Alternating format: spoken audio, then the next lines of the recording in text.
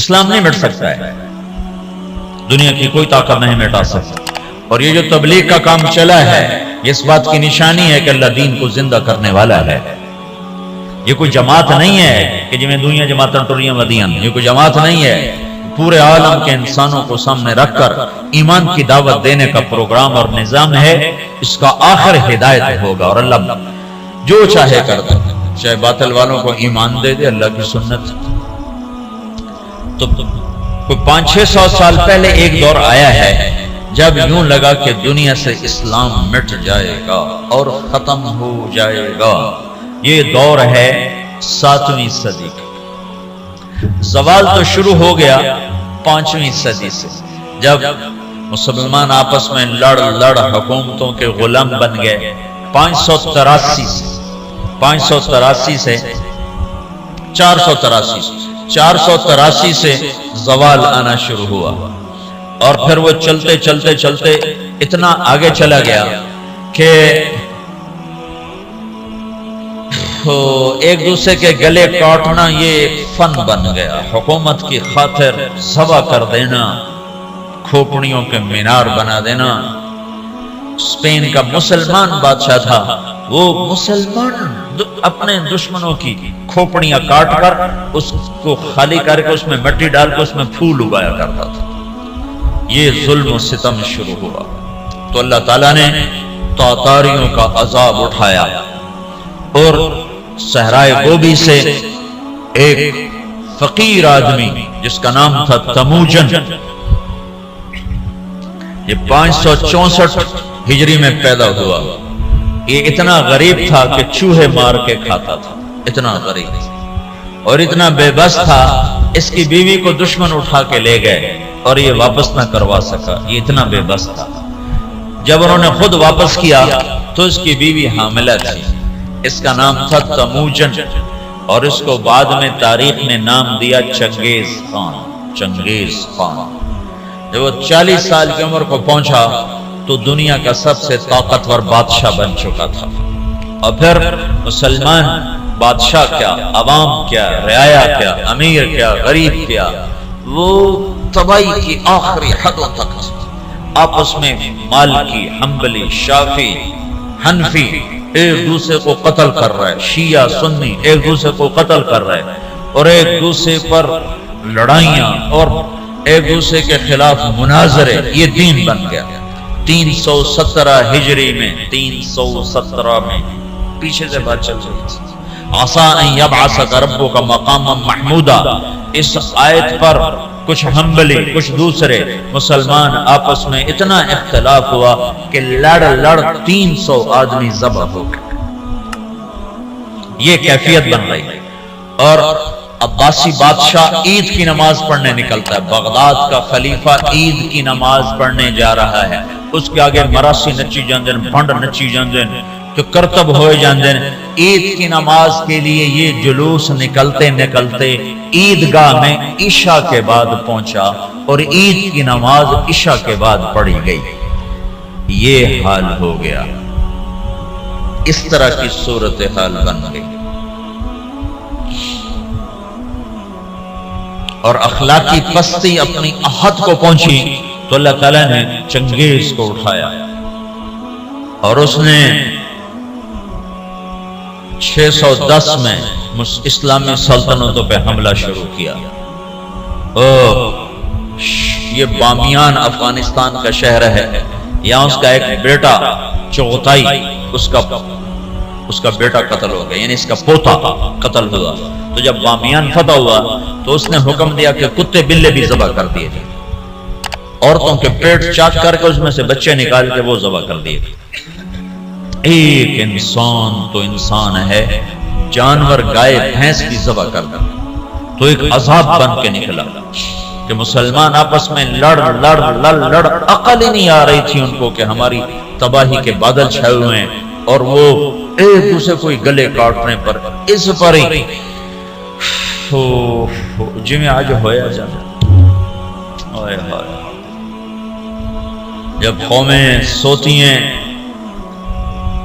تو پھر ڈھول انہیں نہیں اٹھاتے، دھماکے انہیں نہیں اٹھاتے، پھر موت ہی انہیں اٹھاتی۔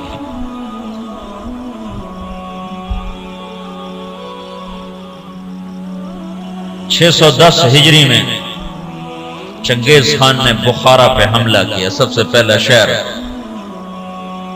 بخارا تھا بڑا جس پر اس نے حملہ کیا.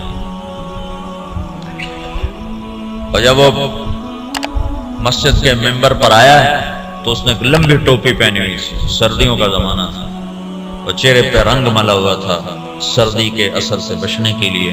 کہنے لگا مسلمانوں تم جس خدا کو مانتے ہو میں اس خدا کا عذاب بن کر آیا. خون کی ندیاں بہا اور 40 سال مسلمانوں کے خون سے زمین بھر کر 656 ہجری میں ہلاکو خان نے بغداد پہ حملہ کیا. 15 لاکھ آدمی ذبح کر دی. 40 دن قتل عام ہوتا رہا اور دریائے دجلہ سرخ ہو گئی. یوں لگتا تھا کہ اب دنیا میں اسلام ختم, اب اسلام نہیں باقی بچ سکتا. تو میں نے تمہیں بتایا نا کہ اللہ نے اسلام کو باقی رکھنا ہے, اسے کوئی نہیں مٹا سکتا. تو جب مسلمانوں کے ہاتھ میں سے طاقت نکل گئی اور وہ بے بس اور عاجز ہو گئے اور اتنی بڑی تاتاری طاقت سے لڑنے کی ہمت نہ رہی, تو اللہ نے کیا کیا, اس دعوت کی طاقت کو ظاہر کیا. کچھ ترکستانی تاجروں نے تاتاریوں میں تبلیغ شروع کر دی. تو وہ قوم جو دنیا میں اسلام مٹانے آئی تھی وہ مسلمان ہونا شروع ہو گئی. یہ دنیا کی تاریخ کا عجب واقعہ ہے. چنگیز خان اس نے شہروں کے شہر تباہ کر دی. اس کے مرنے کے بعد اس کا بڑا بیٹا تھا جوجی, اس نے سلطنت کو 4 حصوں میں تقسیم کیا. روس جوجی کو دیا, منگولیا کا علاقہ چغتائی کو دیا اور اپنا صحرائے گوبی اور چین اور اس کا دائیں بائیں یہ اغدائی اس کو اپنا جانشین بنایا اور طولوئی کو آذربائیجان سے لے کر ایران کا علاقہ دیا. دنیا کا سب سے بڑا فاتح ہے چنگیز خان. تو پوری دنیا میں چنگیزی چھا گئے اور مسلمان بے بس اور حقیر, بے بس اور حقیر, کوئی شکل نہیں ان سے ٹکر لینے کی. تو اس دعوت کی طاقت کو اللہ نے ظاہر فرمایا. جوجی کا بیٹا تھا ایباقا, وہ اس کے مرنے کے بعد بادشاہ بنا. ایباقا کا بیٹا تھا برکا, وہ اس کے بعد بادشاہ بنا. اس کے دوران دعوت کا کام شروع ہو گیا تاتاریوں میں. تاتاری عوام مسلمان ہونا شروع ہوئے. اس سے دعوت چلتے چلتے برکا خان کا ایک وزیر مسلمان ہوا. وہ جب موقع پاتا تو برکا کو اسلام کی باتیں سناتا. تو سن کے حیران ہو کر کہتا یہ اچھی اچھی باتیں کس نے تمہیں سکھائی ہیں؟ کہا یہ اسلام سکھاتا ہے. کہا یہ اسلام کہاں سے تم نے سیکھا ہے؟ کہا یہ کچھ مسلمان آتے ہیں جو یہ باتیں بتاتے ہیں, اگر آپ اجازت دیں تو آپ سے ملاؤں. کہا ہاں ہاں, اب اگر کوئی مسلمان آئے تو مجھ سے ملانا ہے. تو ایک ترکستانی تاجروں کا قافلہ, وہ تاجروں کے بھیس میں ہوتے تھے, کام دعوت کا کرتے تھے. اللہ نے اسلام کو باقی رکھنا ہے, یہ مٹ نہیں سکتا, اسے کون مٹا سکتا ہے. عیاں یورش تاتار کے افسانے سے پاسماں مل گئے کعبے کو صنم خانے سے. تو جب وہ قافلے والے آئے تو اس نے برکا خان سے ملایا. برکا جو تھا نا, اس نے جب دعوت سنی تو مسلمان ہوا اور پوری روس کی سلطنت میں اسلام پھیل گیا. تاریخ لکھنے والے لوگ حیران ہوتے ہیں کہ یہ دنیا میں پہلی دفعہ ایسا ہوا کہ فتح کرنے والی قوم نے اپنے غلاموں کا دین قبول کر لیا. ہر کوئی بادشاہوں کا کلمہ پڑھتا ہے, لیکن یہ دنیا کی تاریخ میں پہلی دفعہ ہوا کہ غلاموں کا کلمہ بادشاہوں نے پڑھا. تو ایک نسل پوری چنگیز خان کی مسلمان ہو گئی. اب ہلاکو جو تھا وہ مصر ایک ملک باقی رہ گیا تھا, وہ اس پہ حملہ کرنے کے لیے لشکر جرار لے کر نکلا. تو مصر کے بادشاہ رکن الدین بیبرس نے برکا خان کو خط لکھا کہ ہلاکو ہم پہ حملہ کرنا چاہتا ہے, تو مسلمان ہے ہمارا ساتھ دے. تو برکا خان نے ہلاکو کو خط لکھا کہ تو مصر پہ حملہ چھوڑ دے, ورنہ میں تم پہ حملہ کروں گا۔ وہ بھی مسلمان ہیں، میں بھی مسلمان ہو چکا ہوں، کلمہ پڑھ چکا ہوں۔ جب یہ خط ہلاکو نے پڑھا تو پریشان ہو گیا۔ اس نے برقع خان کو خط لکھا کہ تمہیں پتہ نہیں ہے کہ چنگیز کا قانون یاسا، اس میں یہ لکھا ہوا ہے کہ کوئی تاتاری دوسرے کے خلاف تلوار نہیں اٹھائے گا۔ تو برقع خان نے اس کو جواب دیا، وہ بھی کافر تھا، تو بھی کافر ہے، میں مسلمان ہوں، تو مصر پہ حملہ کرے گا، میں تجھ پہ حملہ کروں گا۔ اب اللہ کا غیبی نظام چلا ہے، اسلام کو کوئی نہیں مٹا سکتا۔ 4 بیٹے ہیں ہلاکو چنگیز کے، جوجی، اغدائی، چغتائی، طولوئی۔ ہلاکو طولوئی کا بیٹا ہے اور برقع اباقہ کا بیٹا ہے۔ اور جب یہ لشکر نکلا ہے مصر پہ حملہ کے لیے تو یہ حقیقت ہے اس لشکر کو مصر والے نہیں روک سکتے تھے۔ تاتاری کے سامنے آ گئے اور پہلی دفعہ 50 سال کے بعد تلوار تاتاریوں کی آپس میں ٹکرائی، اور اس کے پیچھے چند غیر معلوم مسلمان تبلیغ والے ہیں جن کو تاریخ نے محفوظ نہیں کیا، نام تک بھی نہیں محفوظ کیے، لیکن چند لوگ تھے جنہوں نے اللہ کی بات سنا بادشاہوں تک پہنچائی۔ پھر ایک خوفناک جنگوں کا سلسلہ شروع ہو گیا۔ ہلاکو نے ظلم زیادہ اس لیے کیا کہ ہلاکو کی بیوی عیسائی تھی، دوزہ اس کا نام تھا، اور اس کا جو سالار تھا وہ بھی عیسائی تھا، اس کا نام تھا قطبوغا۔ یہ دونوں عیسائی تھے، تو یہ چاہتے تھے مسلمانوں کو مٹا دیں، لیکن میرے اللہ مکروا ومکر اللہ واللہ خیر الماکرین، مکروا مکرا ومکرنا مکرا وہم لا یشعرون۔ اللہ نے برقع کو ایمان دیا، اس سے جا کر ٹکرایا ایک جنگ میں، جو ہلاکو نے پہلے مصر پہ حملے کا ارادہ کیا، لیکن اس کا بھائی تھا منگو خان، وہ اس وقت چنگیزیوں کا بادشاہ تھا۔ جب اغدائی مرا تو اس کا بیٹا قیوق تھا، وہ بادشاہ بنا۔ قیوق کے مرنے کے بعد منگو خان بنا۔ ہلاکو مصر پہ حملے کی تیاری کر رہا تھا کہ منگو خان مر گیا، تو وہ قانون تھا کہ جو تاتاری بادشاہ جہاں بھی ہے وہ بڑے بادشاہ کی میت پر پہنچے، تو اس نے سارے لشکر کو کوچ کا حکم دیا۔ تھوڑی سی فوج اس نے فلسطین میں رکھی، اور 2 سال کے بغداد کی تباہی کے 2 سال کے بعد 656 میں بغداد تباہ ہوا۔ 658 میں رکن بیبرس نے قطبوغا پہ حملہ کیا اور وہ زندہ گرفتار ہوا۔ پھر انہوں نے اس کی بوٹی بوٹی کر کے اس کو پھینک دیا۔ پھر ہلاکو لاؤ لشکر لے کے مصر پہ چڑھا ہے، تو برقع خان آگے آیا۔ یہ دونوں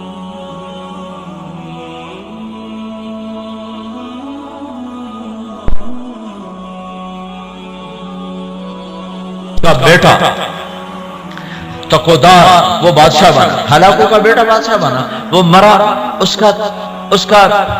اس کا پوتا ارغوان وہ بادشاہ بنا، تو وہ عیسائی ہو گیا۔ اس نے اپنا نام رکھا نکوپولس، لیکن تھوڑے دنوں کے بعد کہا ترائے خدا کیا چکر ہے، ترائے خدا، عیسائیوں کے 3 خدا ہوتے ہیں، کہ ترائے خدا بھی ہویا جب میں خدا تھا ہی کوئی ہوندا ہے، تو وہ مسلمان ہو گیا اور اس نے اپنا نام احمد رکھا۔ احمد وہ ہلاکو جس نے کہا تھا دنیا سے اسلام مٹا دوں گا، اس کا پوتا لا الہ الا اللہ کے نعرے لگا رہا تھا۔ اس کے پیچھے کوئی تلوار نہیں ہے، تلوار تو مسلمانہ دے ہاتھ اجرائی کوئی نہیں گئی، زنگ لگ گیا تھا تلواروں کو، زوال شدہ قومیں کہاں لڑ سکتی ہیں۔ تو اللہ نے کیا کیا، اسلام کو باقی رکھنا ہے تو جس قوم میں طاقت ہے انہوں نے کوئی کلمہ پڑھا دیا۔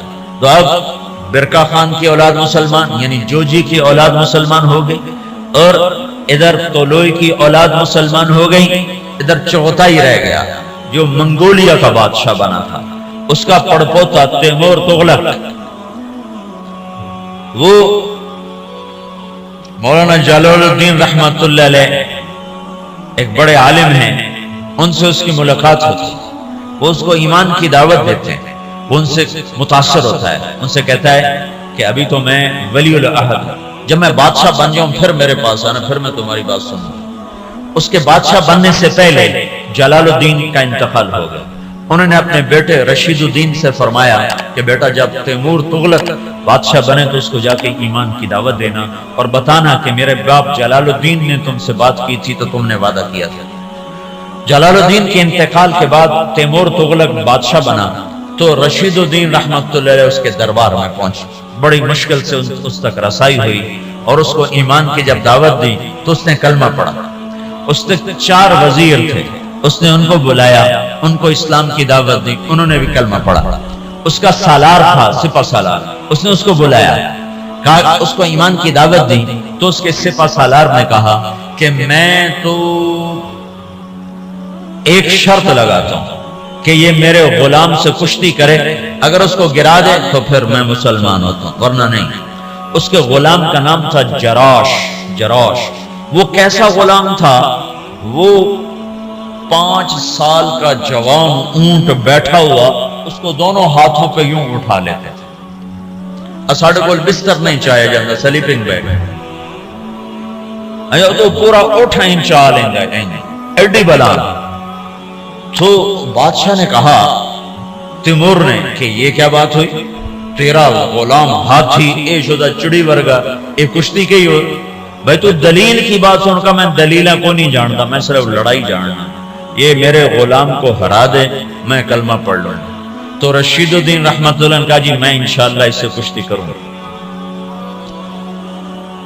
تو انہیں رات کو اپنے رب سے بات کی، مولا ہن تیری مرضی، مروانا ہی مروا چاہ، جنہوں نے کلمہ پڑھوانا ہی تو میں نے جتا چاہ۔ یہ سارے واقعات جو میں آپ کو بتا رہا ہوں یہ عیسائی مورخین کی کتابوں سے بتا رہا ہوں۔ اگر کسی مسلمان دی کتاب ہوندی تو لوگ کھڑا ہمیں ودا کے گلاں دسی جاندے ہیں۔ یہ میں آپ کو سارے واقعات عیسائی تاریخ دانوں کی کتابوں سے بتا رہا ہوں، جو لکھتے ہوئے خود حیران ہوتے ہیں کہ پتہ نہیں کی چکر ہے، اسلام میں کیا جادو ہے کہ جو طاقتور کو جھکا دے۔ ہسٹری آف اسلام میں کتاب ہے، میں اس سے آپ کو یہ سارا قصہ سنا رہا ہوں۔ وہ بہت بڑا مورخ تھا سر تھامس، تو یہ تاتاریوں کی تاریخ لکھتے کہتا ہے سمجھ میں نہیں آتا کہ یہ کیسے ہو گیا کہ بادشاہوں نے رعایا کا دین قبول کر لیا، یہ کیا سچائی ہے اسلام کی۔ اس نے کہا جی میں لڑوں گا۔ اگلے دن سورا شہر کٹھا اور رشید الدین چڑی ورگا او ہاتھی ورگا سارے آخر لگے ماڑ کو ہونے ماریا جانا ہے۔ تو جب وہ آمنے سامنے ہوئے وہ ہنستا ہوا اور کہہ کے لگاتا ہوا آ رہا، اس قریب ہوا ان کو پکڑنے کے لیے، انہیں آگے بڑھ کے صرف اس کے سینے پر یوں ہلکا سا مکہ مارا، اللہ یوں کہا اللہ، تو وہ جراش 3 کلا بازیاں کھا کے گرا تو ڈھے کے تو بے ہوش ہو گئے۔ بادشاہ نے کہا ہاں بھائی ہون تو سمجھ آ گئی اسلام سچی گل ہے۔ ہاں 10 لاکھ تاتاری اس بادشاہ کے ہاتھ کلمہ پڑھ کر مسلمان ہیں۔ منگولیا میں اس کی قبر ہے، قبر ضائع نہیں ہے، منگولیا میں تیمور تغلق کی قبر ہے، اس کی قبر کے اوپر لکھا ہوا ہے یہ وہ خوش قسمت بادشاہ ہے جس کے ہاتھ 10 لاکھ انسانوں نے کلمہ پڑھا۔ جو قوم دنیا سے اسلام مٹانے اٹھی تھی 50 سال کے اندر وہ سارے کے سارے کلمے میں داخل ہوئے۔ صرف تاتاریوں کی ایک نسل اسلام سے محروم ہوئی، قبلائی خان۔ قبلائی خان کی نسل چین کی طرف نکل گئی تو وہ کلمہ پڑھنے سے محروم ہوئے۔ ادھر جو مسلمانوں کی حدود کے ساتھ تھے سب کے سب کلمہ پڑھنے والے بنے۔ اسی کو علامہ اقبال نے کہا پاسباں مل گئے کعبے کو صنم خانے سے، کہ جو قوم اٹھی تھی کہ ہم نے دنیا سے اسلام مٹا دینا ہے، ان کو طاقت سے نہ کوئی توڑ سکا، ان کو فوجوں سے نہ کوئی توڑ سکا، ان کو کلمے کی سچائی نے غلام بنا دیا، اور ساری کی ساری قوم مسلمان